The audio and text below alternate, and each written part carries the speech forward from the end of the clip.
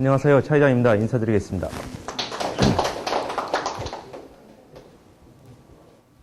이거는 마이크가 키는 게 없네요. 제가 오늘 오면서, 예? 예, 죄송합니다. 오늘 오면서 이제 어떤 분들이 오실까 하는 생각을 했었는데요. 지금 보니까 뭐 여러 가지, 여러 종류의 분야에 계신 분, 어떤 벤처기업이라든지 아니면은 뭐 테크노파크, 그런 데서 여러 다양한 분야의 분들이 오신 것 같아요. 그래가지고 사실 오면서 이 강의하는 것이 이제 분야가 한 분야에 계시는 분들만 계시면은 이제 어떤 포인트를 잡기가 상당히 좋은데 이제 그렇지 않아가지고 다양한 분야에 좀 해야 될 것 같습니다. 그리고 이제 전반적으로 이제 아이디어를 내서 특허를 이제 받고 그 다음에 이제 기술 거래까지 하는 거기까지 하겠고요. 저 같은 경우는 1995년부터 발명을 했습니다. 발명을 했고 1999년도에 이제 특허 업계로 들어왔고요. 그 전까지 뭐 다른 사업도 하고 그랬었는데 그러다가 이제 2007년부터 이제 특허권 매매장터라는 걸 인터넷에서 운영을 하고 있고요. 아마도 여러분께서 하고 계시는 것과 약간 이제 조금 다른 이제 쪽일 것 같아요. 여러분께서는 아마 특허 이전이라든지 그런 쪽을 주되게 하시는데 저 같은 경우는 금액이 상당히 적고 이제 일반인들을 그쪽에 이제 영업을 해서 하는 뭐 그런 쪽에 하고 있습니다. 잠시만요.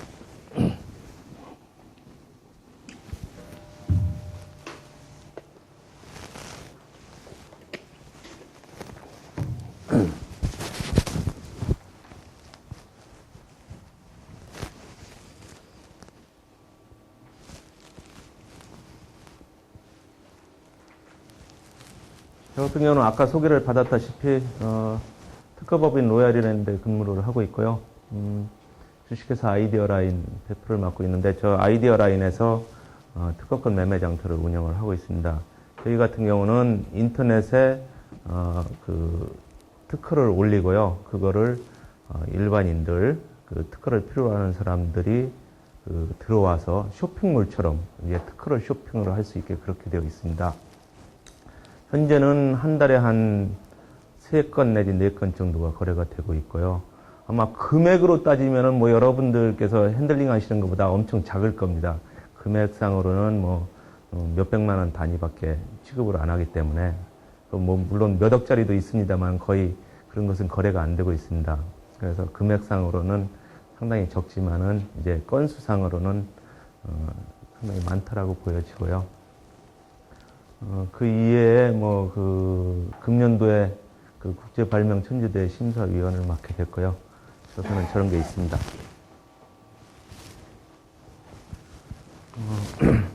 물론 많이 알고 계시는 분도 있겠고 그렇지 않은 분들도 있을 텐데요. 지식재산권, 특허를 포함한 그런 쪽의 분류부터 조금 이제 짚고 넘어가도록 하겠습니다. 지식재산권이라는 것은 이제 어떤 경우에는 무체재산권이라고도 하죠. 이제 건물이나 토지 뭐 이런 것처럼 실체가 있는 그런 재산권이 아니라 실체가 없는 무체재산권이라고도 하는데요. 지식재산권에는 산업재산권, 저작권, 신지식재산권, 신기술, 신제품 같은 게 있습니다. 아마도 산업재산권은 많이 알고 계시겠죠. 특허, 실용신안, 디자인, 상표 이런 부분은 다 알고 계실 거고 오늘 주되게는 요 산업재산권 분야를 이제 말씀을 드릴 거예요. 그런데 부수적으로 이제 저작권이라는 것도 알고 계시고 저작권은 이제 권리기간이 50년이죠. 사후 50년 그렇게 되어 있고 제가 주되게 말씀드릴 게 이제 신기술, 신제품에 대한 건데요. 특허 같은 경우는, 누가 강제로 사줘야 되거나 그런 규정이 별로 없습니다. 그래서, 그 사업을 하는데 상당히 그 애로사항들이 많죠. 그냥 독점권만 국가에서 주어지는 거기 때문에. 그런데 신기술, 신제품 같은 경우는 한 30% 정도를 국가기관에서 강제로 사주게 하는 그런 규정이 있어요. 신기술, 신제품을 받으면. 그래서 뭐 환경부라든지 국토해양부, 지식경제부. 예전에는 정보통신부에서도 있었는데 지금 제가 이번에 이 자료를 만들면서 찾아보니까 정보통신부가 막 없어져가지고 요 신기술은 어떻게 됐는지 제가 잘 모르겠어요. 그리고 이제 조달청의 우수제품이라는 게 있는데 이런 것을 받게 되면은 그 지자체라든지 정부 기관에서 어떤 사업을 할 때 한 30%를 우선 구매를 해주게 되어 있기 때문에 그렇다고 해서 무조건 해주는 건 또 아닙니다. 그거는 아니고 별도의 영업을 들어가 가지고 그런 쪽에 이제 우선 구매를 해주게 되어 있기 때문에 내 거를 사달라 뭐 이런 쪽의 영업은 약간 해야죠. 그런데 특허 가지고 영업을 하는 것보다는 훨씬 손쉬운 측면들이 있고요. 이제 산업재산권 쪽을 말씀드리면은 산업재산권은 특허와 실용신안, 디자인, 상표가 있는데 아마 우리가 가장 이제 익숙한 거는 특허이겠죠. 특허인데 사업을 하면서는 특허에서부터 저 상표까지가 모두 필요합니다. 모두 필요해서 어떤 하나의 제품을 만든다고 할 때 처음에 특허를 이제 아이디어를 갖고 특허를 내고 그 다음에 이게 그 모양이 상당히 그 구체화되었을 때 디자인까지 내고요. 그 다음에 여기에 어떤 뭐 파카라는 만년필 이름을 붙인다든지 이렇게 상표를 내므로써 사업을 할 수가 있죠. 그래서 특허 같은 경우는 권리기간이 20년이고 그런데 상표 같은 경우는 10년이지만 무한대로 연장이 가능하거든요.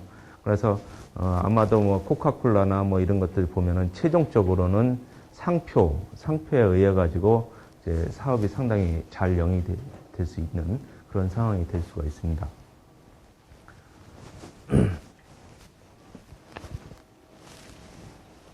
요거 좀 전에 말씀을 드렸는데요. 산업재산권 쪽 그걸 말씀을 드리면은 특허는 이제 권리기간이 20년, 이제 실용신안은 10년, 디자인은 15년, 상표는 10년이지만 무한대로 가능합니다. 이제 아이디어를 가지고 특허를 받으려면은 이제 신규성, 진보성, 산업상 이용 가능성을 보는데요. 특허청에서 이제 심사를 해서 내줄 때 그걸 보는데 가장 문제가 되는 것이 진보성에 대한 겁니다. 진보성. 그것은 과거에 있던 어떤 자료로부터 과연 이것이 진보하냐 아니냐 이것을 보는데 일반적으로 사람들이 생각하는 진보랑은 약간 기술적으로 진보했느냐 이런 것들을 보기 때문에 조금 그런 쪽을 생각을 하셔야 되고요.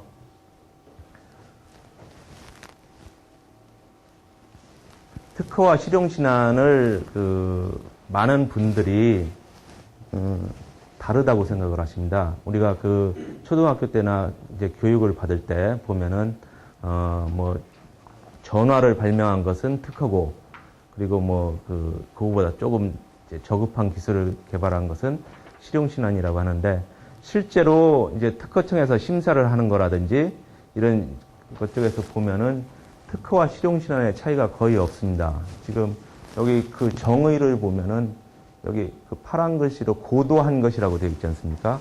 저 고도한 것만 빠지면은 이제 특허가 아니라 실용신안이 될 수가 있습니다. 여기 보면은 고도한 게 빠졌죠. 그래서 실제로 실무상으로 심사를 하는 데는 특허나 실용신안이나 거의 똑같다 보이고요. 대상의 차이는 약간 있습니다. 실용신안 같은 경우는 우리 눈에 보이는 어떤 물품들인데 특허는 물품뿐만 아니라 방법이라든지 생물이라든지 어떤 약품 이런 것까지도 다 특허가 될 수가 있고요. 권리기간의 차이, 10년과 20년의 차이. 현재는 이제 실용신안도 먼저 심사를 해가지고서는 실용신안 등록증을 나눠주는데 2006년 9월 30일까지는 실용신안은 심사를 하지 않고 바로 등록증을 나눠준 경우가 있습니다. 그래서 이제 아마 느끼시기에 실용신안은 상당히 저급하다고 느끼시는 것 중에 하나가 2006년도까지 그때 이제 어떤 심사를 안 받고 그렇게 등록이 된 그런 것들이 상당히 남발이 되었어요. 그래가지고 실용신앙 같은 경우는 뭐 지금도 저희 같은 경우 이렇게 보면은 실용신앙 그거 아무 기술도 아닌데 뭐 그냥 내기만 하면 무조건 이제 주는 것이 실용신앙 뭐 이렇게 알고 계시는 분들이 많거든요. 그래서 만약에 나중에 기술 거래를 하시거나 아니면은 뭐 중개 쪽으로 하시거나 하실 때 특허를 가급적이면은 하셔야 될 거고요. 수요자들도 이제 실용신안은 아무래도 이제 낮은 걸로 봅니다. 그래서 어떤 금액을 받기가 상당히 어려운 그런 것들이 있습니다.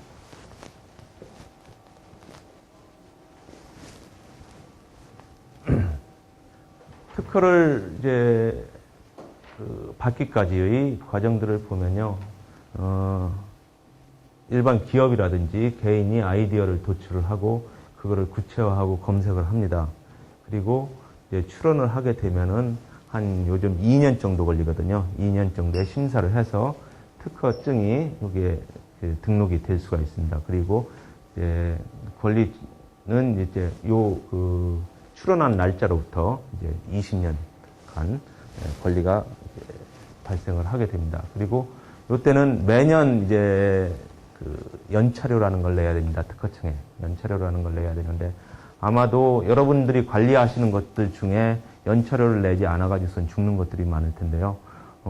이 앞부분에서 아무리 뭐 좋은 특허를 만들어 놔도 연차료를 납부하지 않아가지고 특허가 죽게 되면은 팔 수가 없게 되는 상황이 되거든요. 그래서 연차료 관리를 좀 철저히 하셔야 될 것 같고요. 연차료를 제 시간에 내지를 않으면은 이제 6개월 동안 이제 한 1.5배까지 돈을 더 내고 이제 살릴 수 있는 그런 길이 있고 그 6개월도 지나게 되면은 3개월 동안은 이제 회복이라고 해서 금액의 3배를 내고 살릴 수 있는 방법들이 있습니다. 뭐 그런 방법들이 있기 때문에 적어도 그 정해진 시간보다 9개월 안에 어떤 처리들을 하셔야 유지가 가능합니다.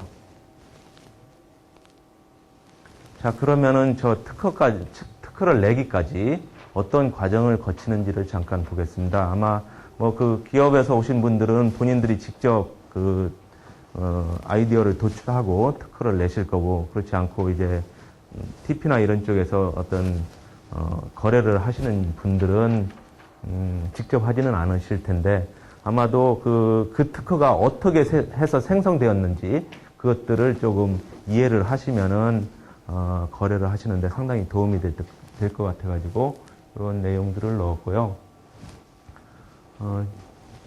다음 보시면은 이제 주변의 모든 사물들은 다 이제 특허가 될 수가 있습니다. 지금 이 자리에서도 여기에서도 뭐 저기에 보이는 카메라나 시계나 아니면 책상 뭐 아니면은 요 앞에 보이는 이 스크린이죠. 스크린까지도 이제 모두 다 특허가 될 수가 있습니다. 그리고 이제 대학 같은 데서는 아무래도 연구 결과에 의해서 특허들이 되는데 일반인들이 볼 때는 이제 모든 사물들이 다 특허가 되고요. 그래서 어떤 변화시키고 싶은 욕구나 문제점들을 끄집어내가지고선 그거를 해결을 하면은 그 특허가 되는 것입니다. 그래서 항상 이제 우리가 그 실무적으로 할 때 보면은 누군가가 이런 걸 개발을 했다라고 가져오면은 저희는 항상 먼저 찾는 게 뭐냐 하면요. 과연 저게 처음에 문제가 뭐였을까? 그거를 먼저 찾아내야 됩니다. 문제를 찾아내고 이제 이 사람이 개발한 것을 그 문제를 해결한 것 쪽으로 이제 포커싱을 하는 거죠. 그리고 이제 그 문제를 해결한 것이 종래 기술에 비해서 어떤 상당히 유리한 점들이 있다라는 거를 이제 얘기를 하게 되면 특허가 나올 수가 있는 거고요. 종래 기술과 차이가 없게 되면은 특허가 나오지를 않죠. 그래서 그 발명을 하는 사람들은 보통 이제 메모장을 많이 가지고 다닙니다. 메모장을 많이 가지고 다니고 일기와 차이는 일기는 상당히 시간이 지난 후에 즉 뭐 저녁 때 밤에 이때 쓰는데 요 특허 관련된 메모는 바로 그 자리에서 하지 않으면은 그냥 날아가 버립니다. 저 같은 경우 차 운전하고 있는데 어떤 생각이 딱 났어요. 적을 수가 없지 않습니까? 그래서 한 5분 뒤에 차를 세워놓고서는 적으려고 하니까 생각이 안 나더라고요. 이제 그런 경우가 있기 때문에 메모장을 항상 옆에다 두고 그렇게 하시는 게 좋고요.